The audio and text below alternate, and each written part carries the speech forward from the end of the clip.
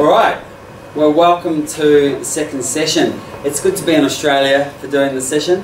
It was a request that Sarah put in, so I in the last feedback form, so I jumped on a plane and came here. Look, today's session is about character, and I think the thing about character is, it's interesting actually. I was on the way over on the plane today, and normally I just work the whole time when I'm on the plane. But I sort of flicked through the movies to see what's available, and I saw that Lincoln was there, the story about Abraham Lincoln. And I thought I've been wanting to see that, so I watched it, and I thought it was just so appropriate, because what really struck me, and what became really obvious in that is not necessarily his style of leadership. He's quite a quiet man. You know, you've got quiet leaders, you've got loud leaders, you've got all sorts of different things. But what really struck me about it was his character.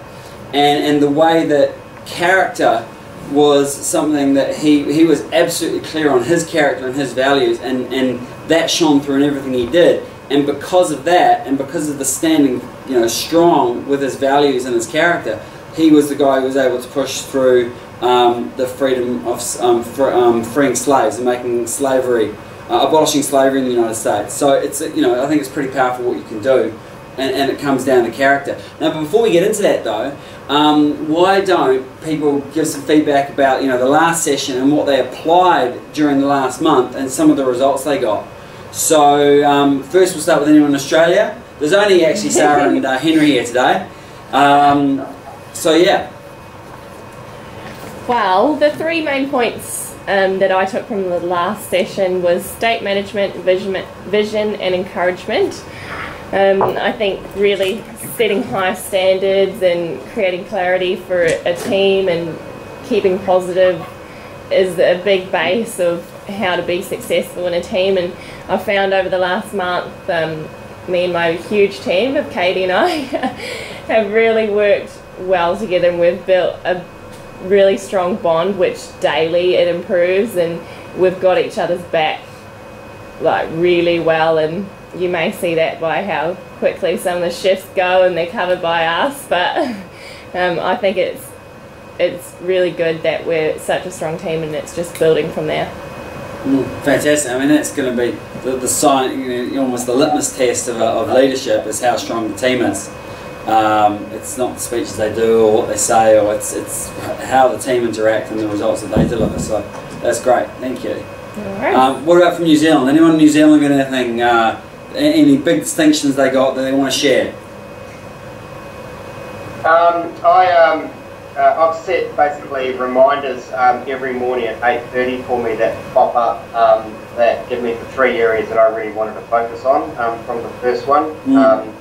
And as part of doing that and focusing on that and setting my day up to be what I believe is a better leader, it's also given me time to actually then work on what I'm going to do for the day, what my focus for the day is going to be. So it's not just focus on me as being a leader, but actually me as also being a leader and getting what I need to get done. So I've found that actually just taking that time out, you know, a little bit of time for myself, then has enabled me to get time to actually focus on my priorities for the day. So it was amazing just stopping for 5 minutes and everything else, how much more you can actually achieve and get focused on, and then the rest of the day sort of follows from there. So, I think one thing about, that's great, Mike. I think one thing about leadership is that you don't necessarily focus just on the resources that are available to you, because resources are finite. You know, there's never enough time, never enough money, never enough this, never enough that. But you focus on the resourcefulness, because the resourcefulness is infinite. And so the difference between focusing on resources, which is where you can find excuses, to resourcefulness, which is where you get creative and find options, is a real hallmark of leadership. And I think one of those things, you know, the example there from you, Mike, is the creating a habit, and you know, because you could easily say, oh, I forgot to do it, but you've set yourself up to win, so you've used your resourcefulness to create a habit that's going to empower you and actually, you know, help you through the day. So I thought that's really good. Anything else from New Zealand? One more share, we'll kick into it. I've got one. Just to have confidence in your ability. Don't shy away from being a leader, because I find that sometimes I do that. Yeah. When you I find just have confidence in yourself. Yep. It's quite a massive one for And that me. kind of instills confidence in your team team, member yeah. as well, and sort of, you know, encourages a bit of independence as well. Yeah. I think that's a great distinction, and you know, there's that saying, if something's worth doing, it's worth doing well, and I think that just stops people a lot of the time. I think a better saying would be, if it's worth doing, it's just worth doing, whether that's well or badly. And I think that's the, you know, with what you learn in the leadership and in anything, it's really going to be about what you then apply and get into and make mistakes, and just you know, get into it and go as you go, really. So look, I think that's a great distinction, Noelle, because you could sit and wait and go, well, I'm going to finish the whole year, and then I'm going to take my notes and I'm going to make a plan, and I'm going to, in 2014, I'm going to action it, and I'm going to be a great leader. And by then, you know, the boat sailed. So I think that's a great distinction. So thanks for that. And I'm sure, I mean, I read everyone's feedback, and I thought it was fantastic, and it was great to see the distinctions you made, and how every person really took something different, and how every person took what they needed at that point and was able to apply it in their lives. And I know when I've done education and seminars and things like that, and I've done the same seminar sometimes 3 times, I take something different every time. So some of these things are probably worth going back to at different times and reviewing. So the first question that I really wanted to ask was, are great leaders, are they born or are they made? And what do you guys think? Right. Both. Yeah? Yep, Both. I think it's both. I think that's right. I think that there's a bell curve. You know, there are some people who just are not going to be leaders, and at one end of the bell curve. It's a very small percentage of people, but there are some people who just aren't going to do it. And there are some people who are just born phenomenally good leaders. And then the rest of us fall in the middle of the bell curve, which is like, you know, 98% of us. And I think that if you've got, in the 98%, you've got what it takes in terms of the capability to become a leader. Then it's just about learning the characteristics of being a great leader. And I think, I mean, obviously everyone here in this room and in New Zealand has what it takes to be a great leader. I think there are some people here who are already showing a lot of those signs and traits of being great leaders. I think that the key is, it's just like most people can be really good. And I think, you know, as I sort of talked about before, you know, the different styles of leadership are fantastic. And I think if we look at all the leaders within MedRecruit, there are so many different people and so many different styles of leadership. There's people who lead more, you know, up the front and, you know, talking more, and there are people who do it quietly. But every single person, I think the common thread is character. And I think that you know, great leaders all have a strong character, and it's going to be different. But what I've looked at in preparing for this is, what are the key themes that really run through character of leaders. And what I want to do is pre-frame today is we're going to run through what I see as the 12 main, you know, characteristics of great leaders. And you know, it's going to be quite quick going through them. What I encourage you to do, and what I'm going to get you to do at the end, is to look at one a week, and just at the start of the week review the notes on that section, and then focus on that for a week. Because I think that, you know, as Mike, as you demonstrated, you know, success isn't a one-off; it's a habit, and we've got to keep doing it. And so, rather than trying to master everything at once, I think it'd be really useful for people just to focus on one thing a week. I think the first thing, you know, this is not one of the 12 characteristics. This is just about being a leader. Is about integrous leadership, you know, and that's about, I think, being acting with integrity. And I think that's the foundation of all leadership. Really, to me, that just means your outward actions are the same as your inner values. So you're the same on the outside as you are on the inside. And I think that that's something that people are very quick to pick in leaders, is if they're saying one thing and doing another. Transparency, I think, is one of the hallmarks of leaders. You know, what you see is what you get. And you know, I think that it's the values and the characteristics that underlie that are what guide the decisions that leaders make. I mean, who here has heard of, you know, it's in personal development, but if you want something, it flips it around from, you know, having something to, you got to be something, then you got to do something, you get to have something. Have you guys heard of that concept? Be, do, have. No. And I think that, you know, a lot of people say, well, I want a new car, and so they focus on the have as opposed to, well, I need to be this person to be able to do this, to be able to have that, what I want. And I think that's really relevant when it comes to leadership, because I think it's rather than looking at the results you want from the team or that you want to create, you've got to take a step back and go, who do I have to be to actually be able to do what I need to do to be able to create the results that I need. And so what this is about is about, you know, what are the things that that I see, and you know, this is just my opinion, as the 12, you know, core things of being a great leader. Because the thing is, as a leader, your team will model your behaviour. Your team look to you for their cues as to how they're going to behave. And I think that was something in some of your feedback, Sarah, as well. You know, how you behave and what you're focusing on. The team will say, well, that's okay because that's what the leader's doing. So it's really important that you be the person that they also want to aspire to be, I think. So there's a lot of things I think that can build integrity, and I'm just going to run through these quickly, and because I want to get onto the 12 characteristics pretty quickly. But I'd encourage you to go back and have a look at these, and because each one has been put in, you know, for a reason. Firstly is, you know, do the right thing always, and I think that's something that struck me with Abraham Lincoln, was he always did the right thing, whether that was painful or not. He made it happen. Do what you say you're going to do. You know, never make a promise that you can't keep is critical. Being honest in your conversations is really important, even if the truth's uncomfortable.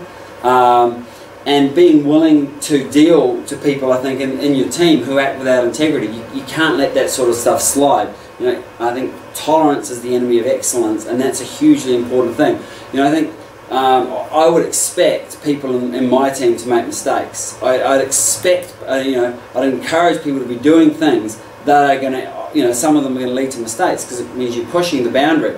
But I would never expect someone to act without integrity in my team, or to go against the values of what we stand for. So I think that there's a real distinction there. I think loyalty is important for integrity, you know, to your team.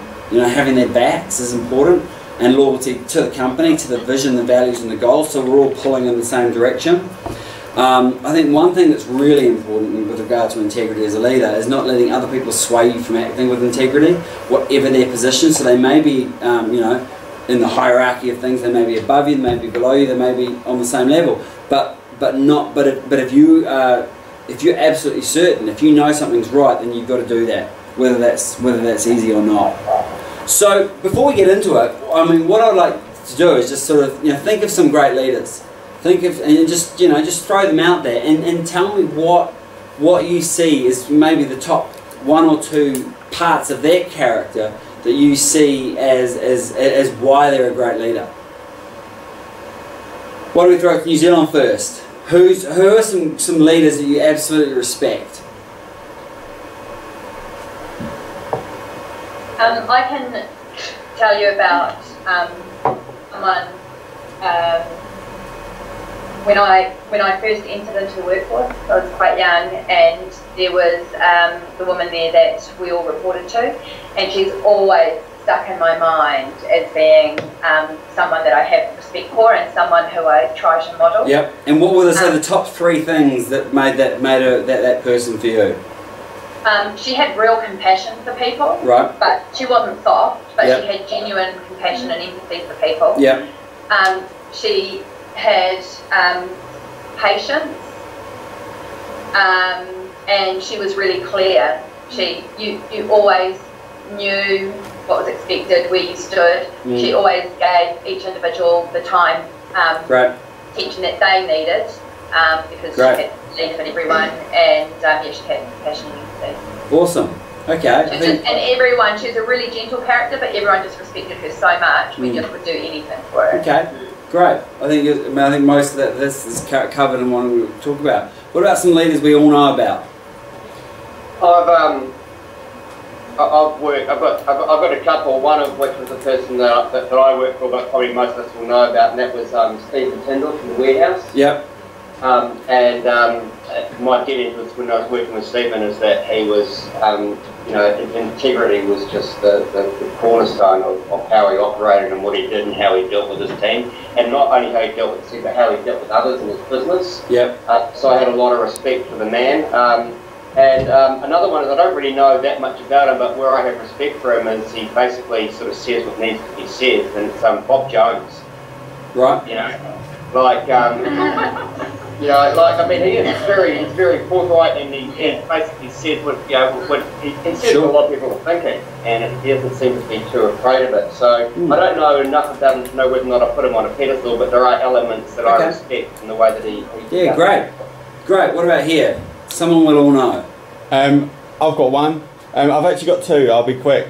One is Nelson Mandela. I've seen his movie, and I think it's quite amazing what he did in South Africa. There's loads of reasons behind that. Another one for me personally, and Paul will probably laugh at this, he's going to be the only person that knows, is I'm a big Arsenal fan, and Tony Adams was the captain of Arsenal for 20 years. And what was it about him? He was a fighter. So he never gave up. Every single game he played, he gave 100% or more, and he had the respect from everyone because he was a born leader. Although he became an alcoholic and whatever else, that was after. But on the pitch, he was someone that always gave 110%. Fantastic. Yeah, I love it. I mean, the thing about leaders is that they're in all walks of life, and they're the public ones. They're the Nelson Mandelas. You know, the people who we all know about, and then there's the people you interact with daily, and they can all be incredibly influential. So the 12 character traits that I see of great leaders, and I see this as a common thread. This is not exhaustive. It's extensive, but it's not exhaustive, and there are going to be things that some leaders don't have in here. But I think I looked at people like Nelson Mandela, Tony Robbins.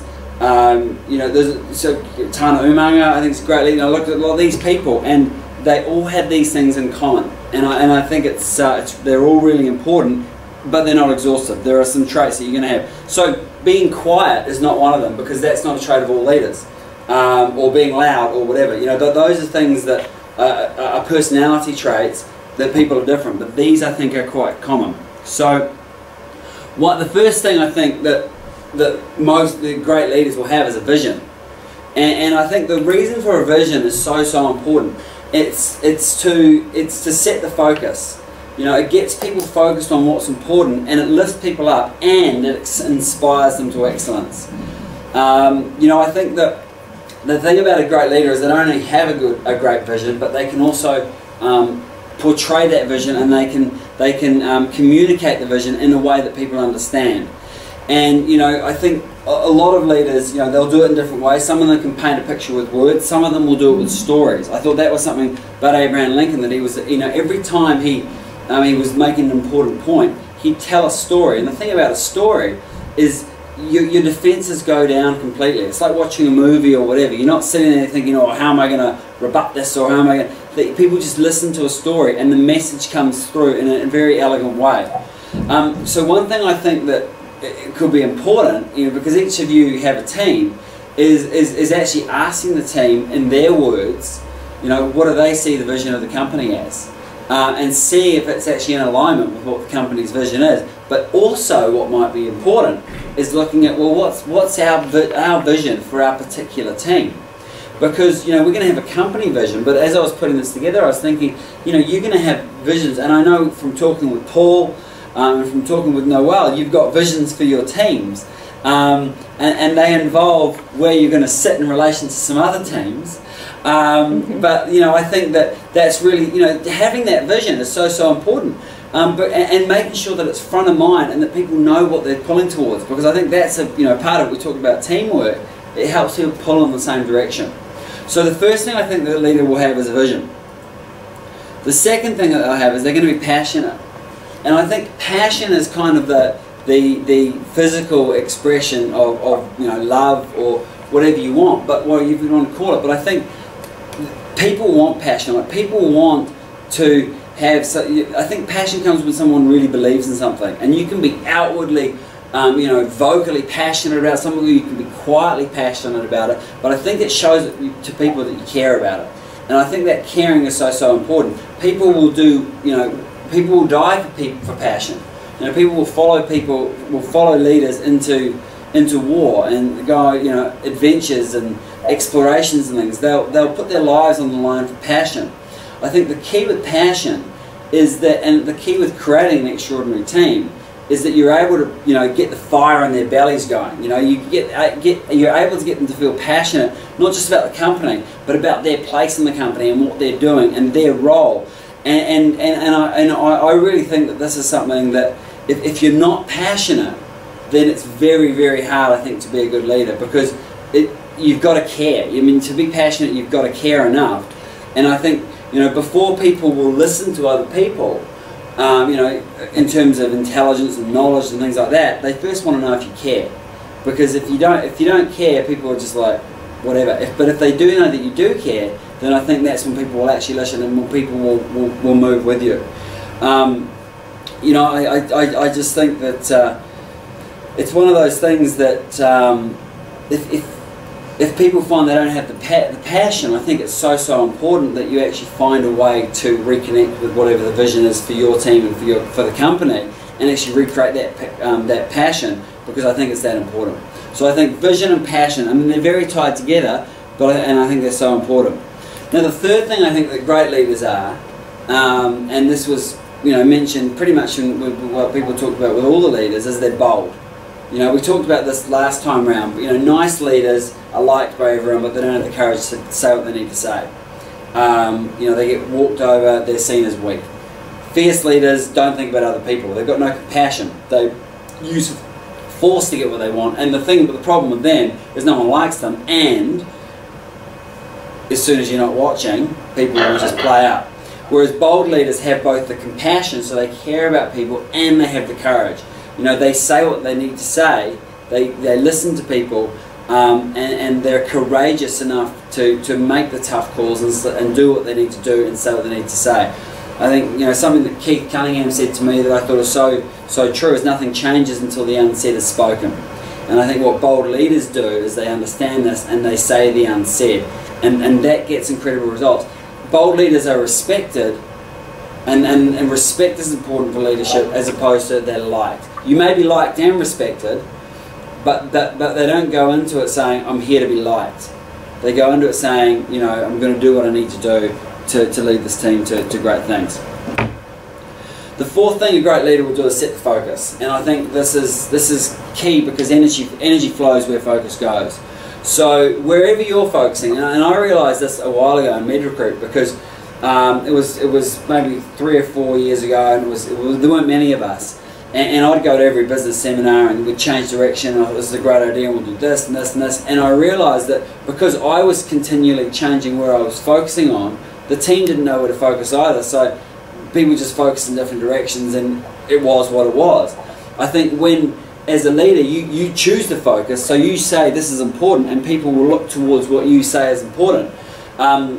It's key. I think the importance of focus is that you get people to focus on the actions that they need to take to move them towards their objectives, and therefore the company objectives too. So it's focusing in the important places on the right thing. Part of that is obviously you've got to be clear about what the objectives are for the company and for your team and for your individuals, so that you can help them to focus in the right direction, because sometimes they just need that clarification. And you know, I think people are exceptional, and people will surprise you, and people continue to surprise me with what they're capable of. Sometimes the reason someone may not be doing what they need to be doing is they just don't know where they're supposed to be focusing and putting their energy. So I think it's really key. I think the key with effective focus is it takes people from being task driven and getting through their to-do list to being outcome driven and focusing on what they're trying to achieve, and then what they need to do to achieve that. Because by doing that, I think you can prioritize things, and you can actually move towards your own goals and your company's goals. The fifth thing, obviously, of great leaders, they're great team builders, and they surround themselves with great people. And you know, something that we're really careful of here with MedRecruit is we look to hire the right great people who are going to fit into our culture. A great leader's success is not an accident, and most people would also agree that it's not just a single person who's done it. It's always a team. By yourself you can achieve something. With a team you can achieve so much. So I think that great leaders aren't afraid of hiring people who are better than they are, and in fact they're not just not afraid of it. They actually welcome it. They want people who are better than them, because they know that's critical to progress, and they're not focused on who's who and who's doing what. They're focusing on how we're going to achieve the outcome. So I think that it's critical that great leaders build great teams, and we've been touched on a few times today, but they're able to pull that team together and get them pulling in that same direction. I think also a great leader is good at delegation. So it's not abdication, which I think is very different. Abdication is saying you go do that and it's on you. Delegation is saying here's a task, giving it to someone who's got demonstrated competence in that task, and then setting when you're going to check in and staying accountable for that. I think that as soon as a leader starts abdicating responsibility, they're becoming very ineffective. But delegation is critical.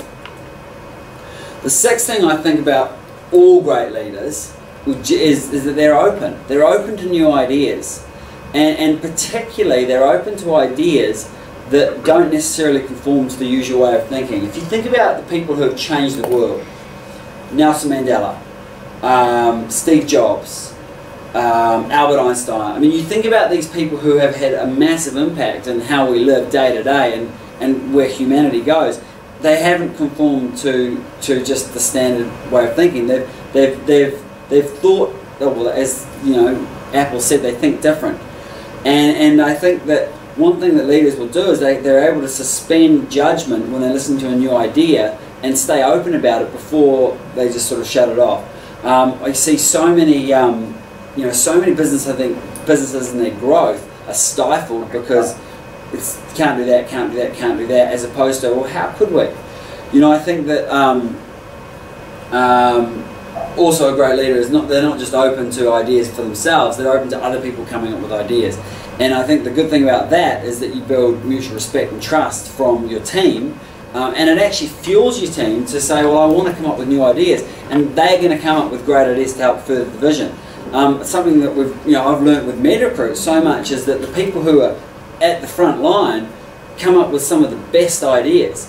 And when I was sort of trying to do it all myself and think up the ideas myself, it was just absolutely limiting the great ideas we come up with, because people come up with some of them are wild and wacky ideas, and some of those crazy ideas just might work. And I think some of the things that we're going to roll out this year came from that sort of thinking, and it's going to flip the recruitment on its head in our favour.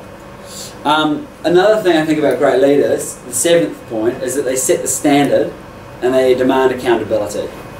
As General Norman Schwarzkopf says, shine shoes save lives. And leaders understand this. They understand that exceptions are the enemy of excellence, and they understand they cannot tolerate slipshod.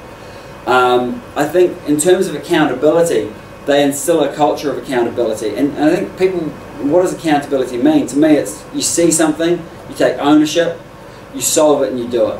And that's what taking accountability is. It's not saying, well, that's someone else's problem. If you're a team, if a problem is everyone's problem. You may not necessarily be the person who does it, but you take ownership and go, you sort it out, you solve it, and you make it happen. One thing that I think is really important is that you don't just become a crutch for people to lean on.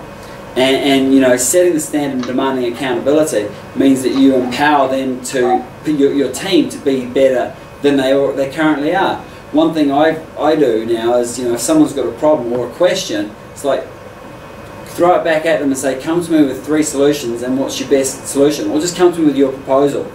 And you do this enough, and people will start, will think more for themselves. And my hope with doing that is that you keep doing that with someone. Eventually they're going to say, well, I'm going to stop just asking them questions, and I'm going to come to them with, like, here's what the issue is, here's what I recommend we do, you're good with that. And most of the time I'm like, yeah, you're better than that at me, you're better at marketing, HR, sales, whatever it is, I think that's a great idea, go for it.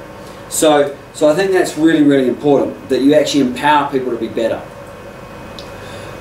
I think another hallmark, the 8th hallmark of great leadership, is that they're creative.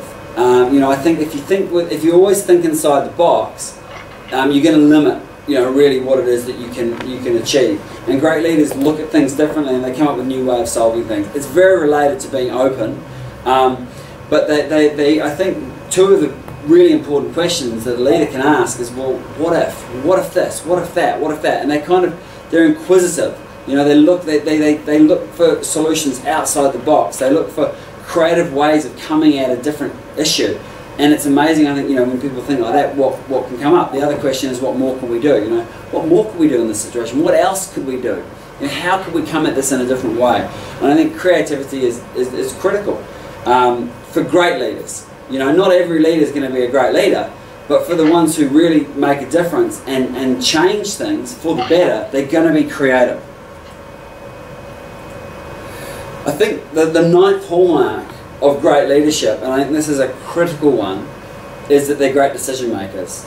You know, I do believe that the quality of our lives, the quality of our business, is directly proportionate and directly related to the quality of the decisions that we make.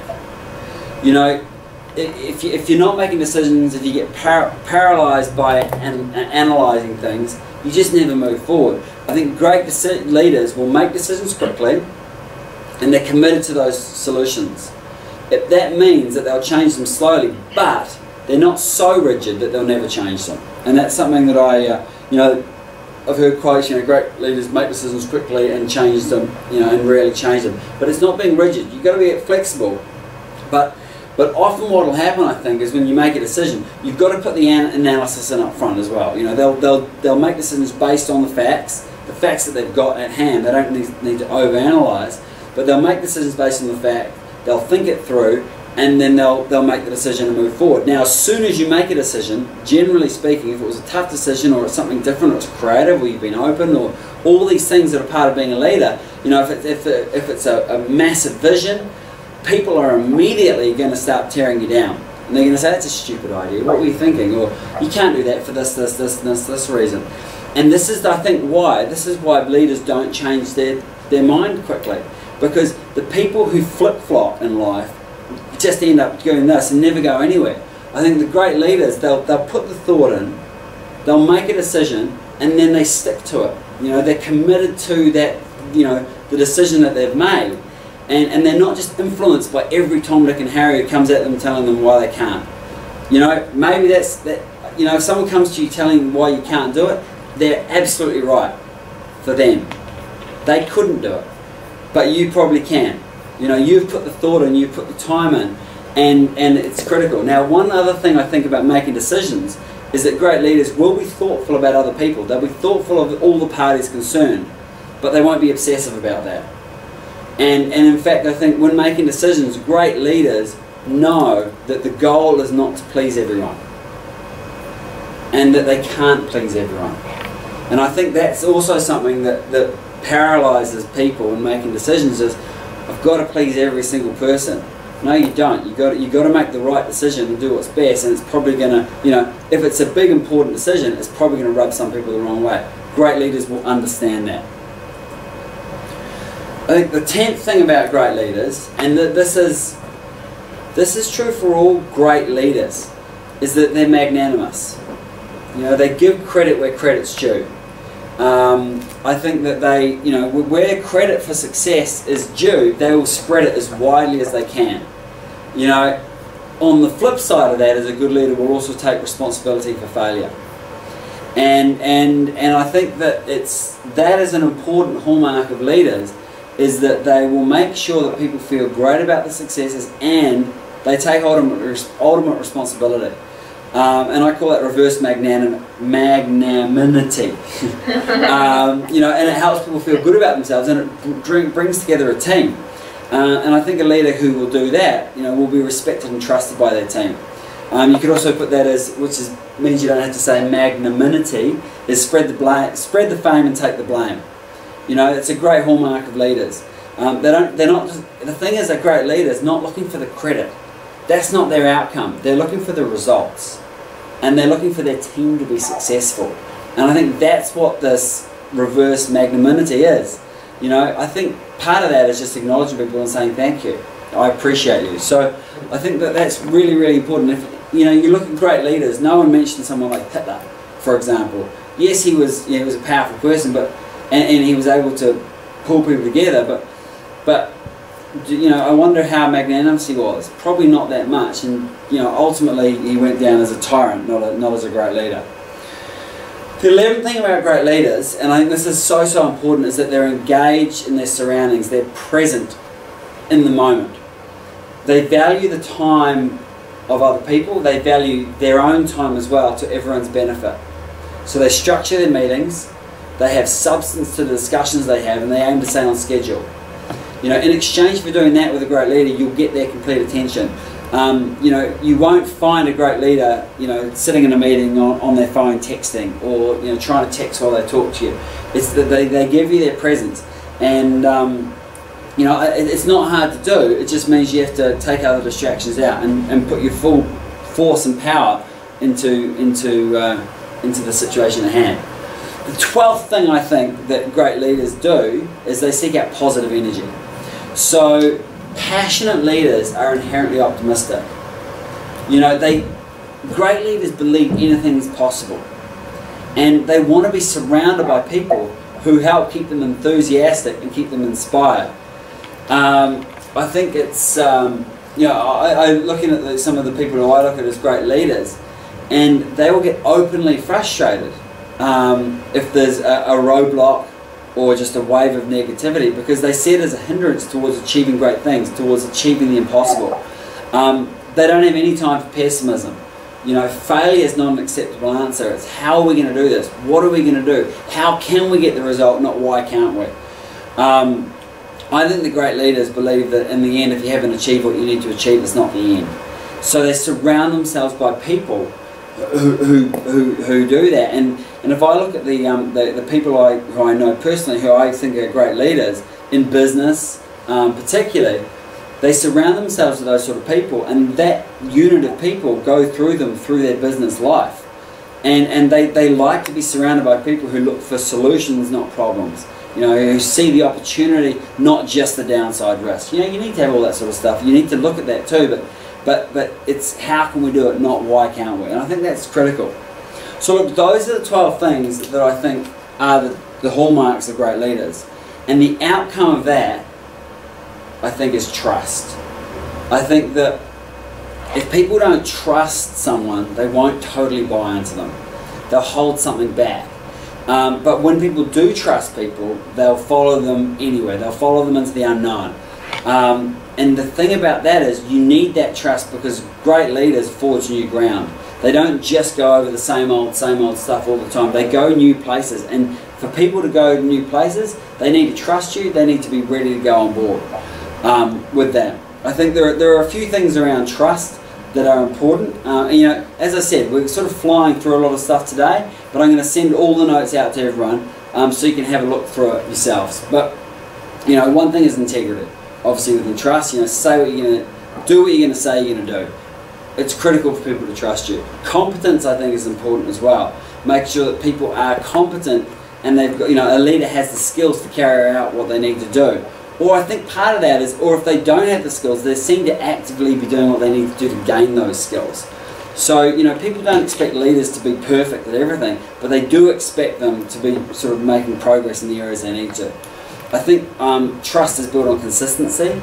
That's how reliable someone is, how predictable they are, and the good judgment they have in handling situations. Inconsistencies will decrease trust. Loyalty is important, obviously, and that's the willingness to save face for another person. And openness, can you be transparent and open? Can you give the full truth?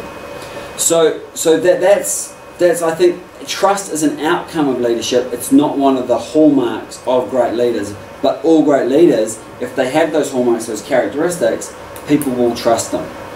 So look, that was just a fly through of all that sort of, a lot of important things I think there. But I just like to see what people think, get your thoughts on it. But as I said, what I'm going to do after this is send this out to everyone. And what I'd encourage you to do is, look through them. And if you think that those are 12 important things, great. If you think some of them aren't, then that's fine. When you're leaders, you're able to make your own decisions. This is my impression of what's important for leadership. If you think there are other things that I've missed out, then add them in. But then what I'd encourage you to do is is to look at it one a week, and review that in the morning, review the notes in the morning, review them at lunchtime, review them at the end of the day. So set it as an outcome to master this area in a single week. And I think that a week is enough time to really make a lot of headway if you're really focusing on a single thing. And so I think that if people will do that, then over 3 months you'll be able to say, well, here are the things that I see as the absolute hallmarks of great leaders, the character that I need to build. Focus on one a week, master it, because excellence comes from doing the little things consistently well. So I think that listening to something like this is of very limited use in itself. I don't think you can listen to something like this and go, yep, got it, move on. I think it's about how you apply it. And as I said, if it's worth doing, it's worth doing badly.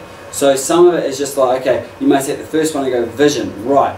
We need a vision, I need to just check with the team if they know what the vision is for the company. Just go and ask them. And then maybe, have a lunchtime meeting and say, well, what's the vision for our team? And just get something up there, and it'll evolve over time. The vision for MedRecruit has evolved over time. But just kicking into it and starting it and making sure that week the focus is on, are we focused on the vision? How can I communicate it better? Do my team understand it? Are we all connected to the vision for our particular team? And then the next week you're going to move on to the next one. What I want to do is just open up now. Any questions, any comments, anything at all, and then we'll sign off because we're almost at the hour. And I want to respect people's time. So, yes, any thoughts there from New Zealand? Yes, I had a thought actually right at the start when you were talking about how leaders communicate through stories or painting pictures. And someone that I thought of when you said that was Martin Luther King. And in his very famous speech, and he started off saying, I have a dream. And what it did was straight away was drew everyone into the picture that he was forming, so that they attached emotionally and felt what he felt. And I thought that was a good example of communicating in that way through creating pictures. Yeah, absolutely. And if you go through the 12 things, Martin Luther King has all 12 of them in spades. Great point. Any other thoughts or comments or questions? Yeah, I like a lot of the points that made up,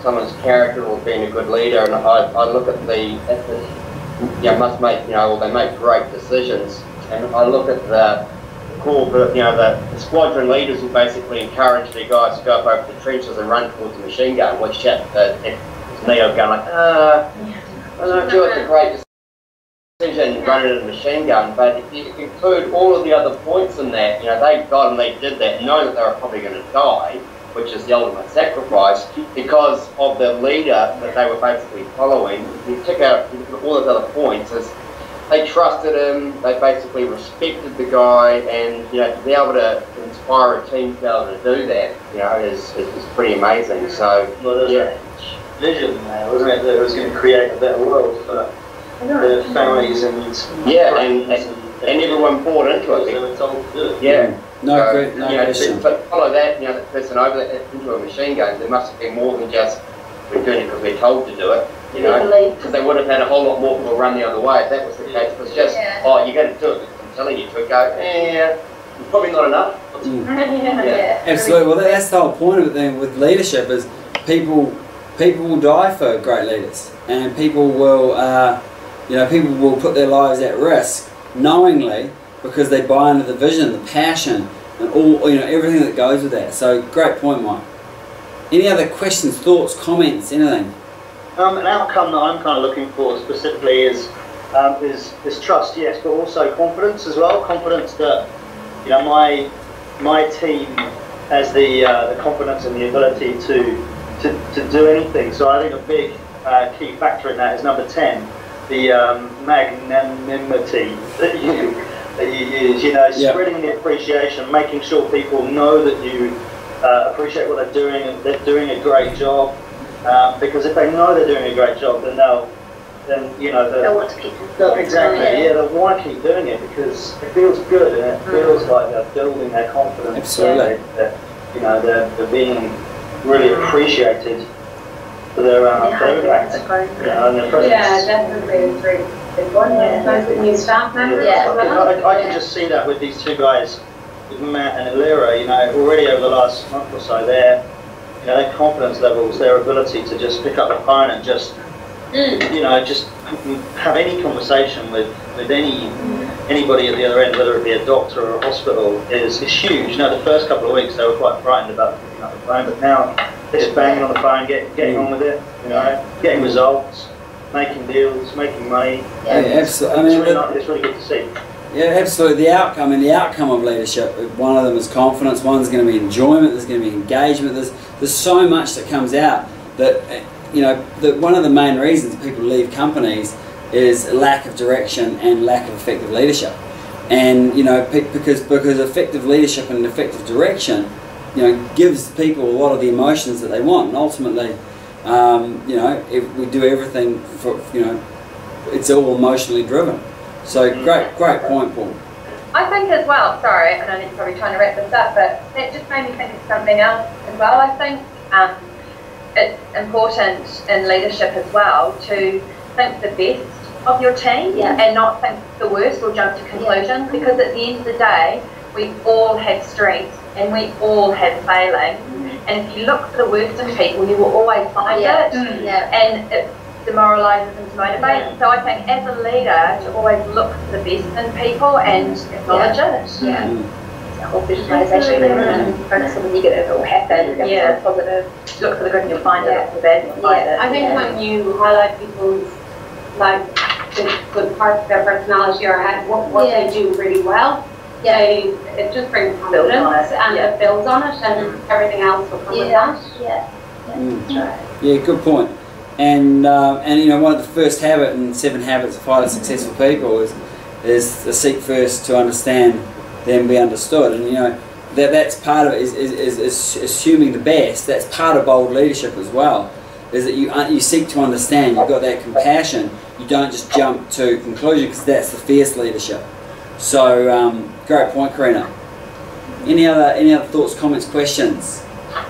Well, the only other thing that I had, Sam, we've probably already covered it, but I think for a leader as well, it's like a great leader is their ability to actually either take the time or have the ability to actually really understand the people that they're dealing with, because everyone's inspired and driven and motivated by different things. You know, you talked about the confidence of your team, Paul. It may just be awesome phone call, mate, you're absolutely nailing it, because you know that sort of response to that individual is going to provide or produce the outcome that you as a leader actually wants, versus someone that's not driven by that might just be completely cash driven, you know, and say, awesome, mate, you're on your way to reaching your commission bonus and everything else, but until you actually know the person, it's it's impossible as a leader to actually get the most out of them and inspire them, because you're not going to achieve that if you actually don't know the kind of person, you know, who you're working with.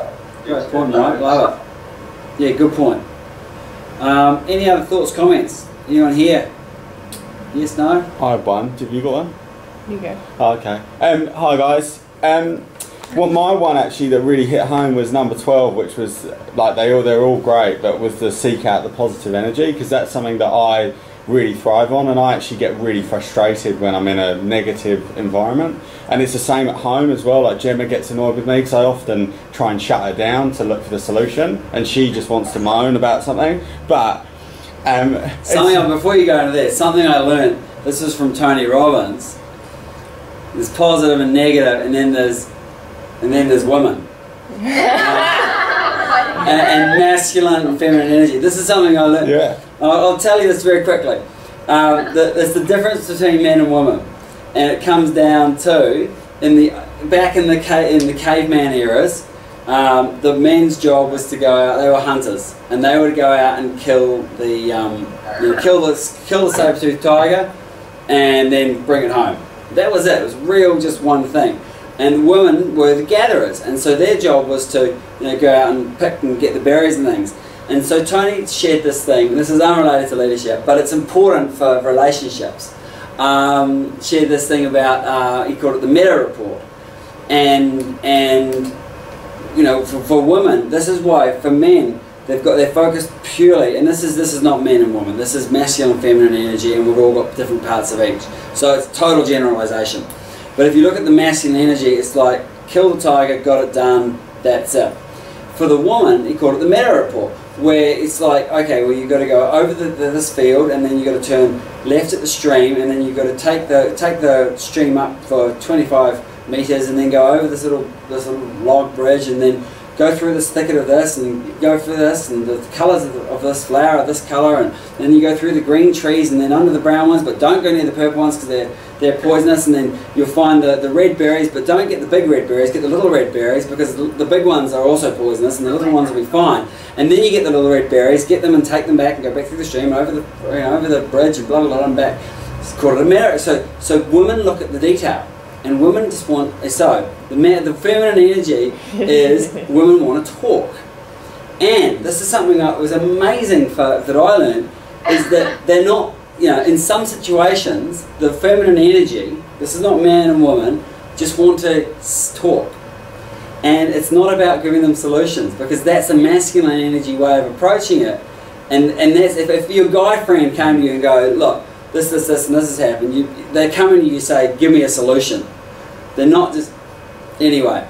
Whereas the feminine energy just wants to get it off, and once they've spoken it, then it can go, it's gone.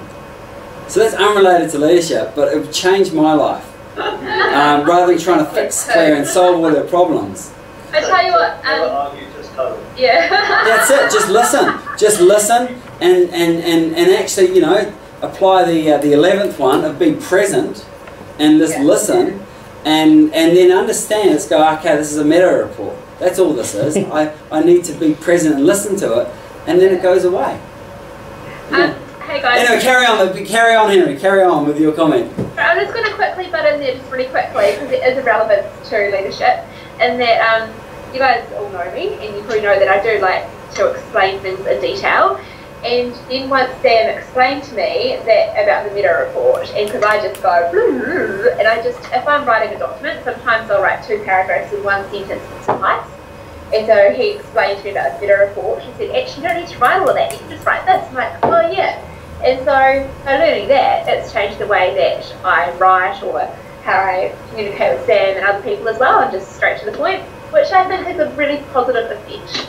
Yeah. Thank you, Anna. Thank you, Anna. And as I said, masculine energy, feminine energy, we've all got different parts, and most men will gravitate towards the masculine energy. Most female women will gravitate towards the feminine energy. Not necessarily. They're you know, not 100%. But we need to use both parts. If you're pure masculine energy, you know, you'd be strong and courageous and probably a tyrant.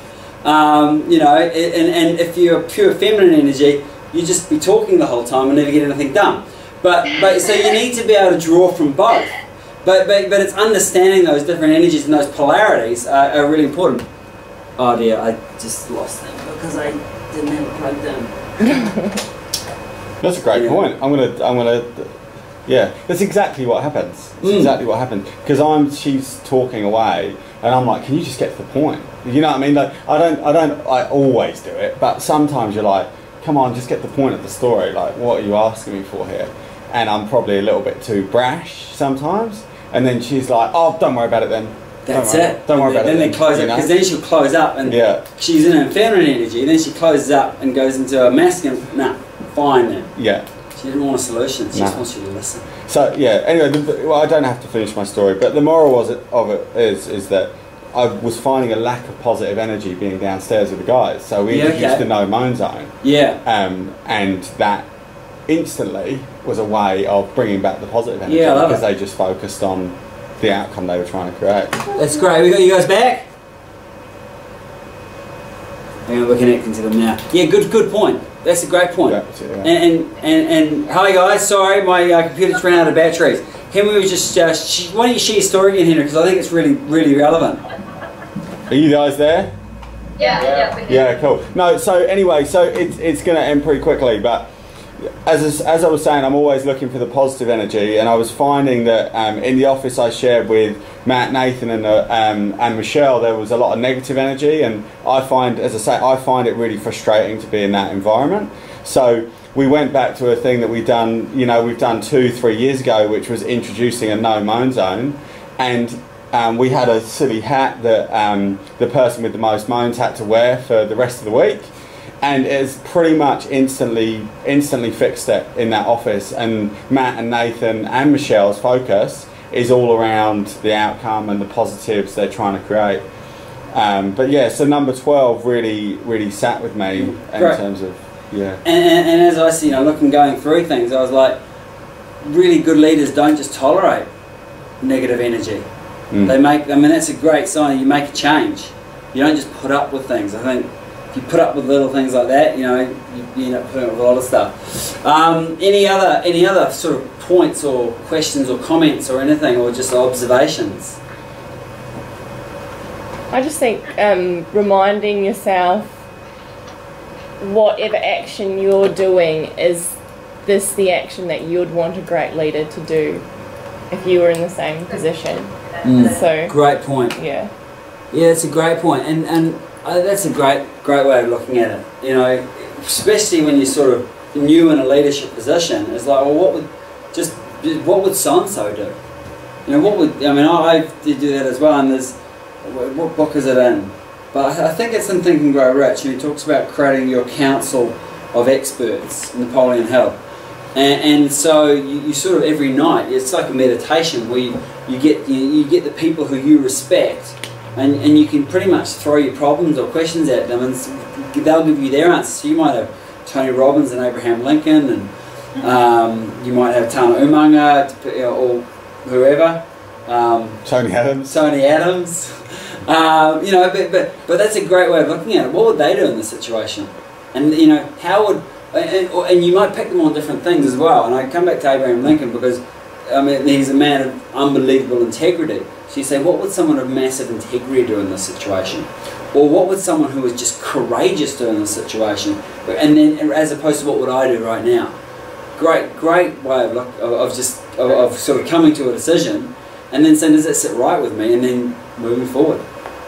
I love it. Just got one more point. Yes, Sam, before you go, and it's going back to Abraham Lincoln as well. And I watched the movie as well, and as you did, you picked up on the power and the man he was, but the gravitas that he spoke with as well. Like, it's a bit like I find Barack Obama is sort of the same. Every word has that kind of depth and power. Yep.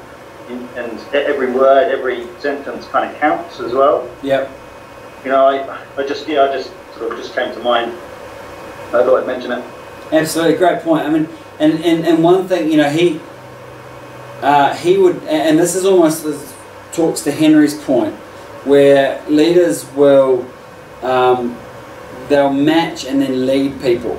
So, and I'm talking in terms of Abraham Lincoln could slow his voice down and change the mood of a room so that the room would come in behind what he's saying, as opposed to engaging in the argument or whatever. And that's similar to what Henry did in terms of your office. They're saying, all right, no moaning, and so you set the pace, you set the tone, and then they the people followed you and came on board with that. So great point, Paul. So just before we go, so this is the thing I'd encourage you to do. I just want to come back to this. I'm going to email this out for the next 12. So go first thing, actually, before you do that, is go through the list and go, yeah, that makes sense to me, or that doesn't make sense to me.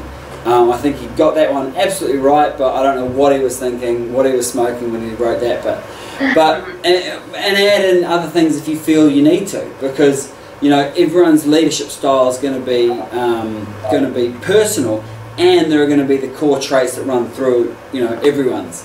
And what I would say is look at that, pick week by week. So like what Mike did, great leaders are resourceful. They don't just look at the resources they have. So you set your Outlook reminder up to remind you 3 times a day to read it or review it or whatever you got to do, and review it.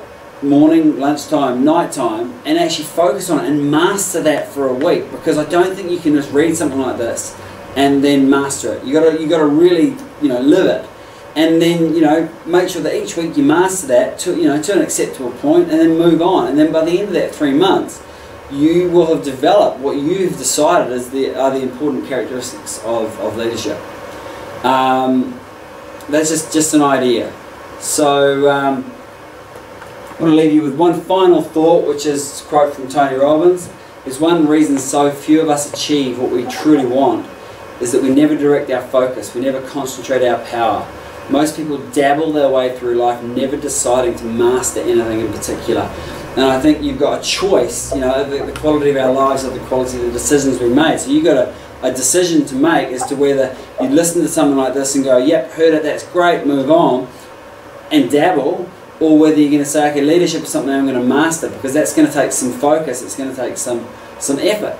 And so whether you decide to master these traits of leadership will be one of those core sets in motion, I think that, you know, will have a huge impact in your lives, because I think leadership mastery is something that, you know, we can all grow on and we can all improve in, and it's an area that's going to have, you know, exponential effects in our lives, because it means you're able to not just be one person moving in one direction, you're able to pull a whole lot of people to move in the same direction. So, thank you everyone for your time today. It's great to be here in Australia with the Australian Dream Team here, and thanks for pulling in there, New Zealand. And yeah, we'll catch up. I'll see you guys in New Zealand on Monday, and that's all for today. Thank you. Thank you. See you guys. Ciao. Nice one. Thanks.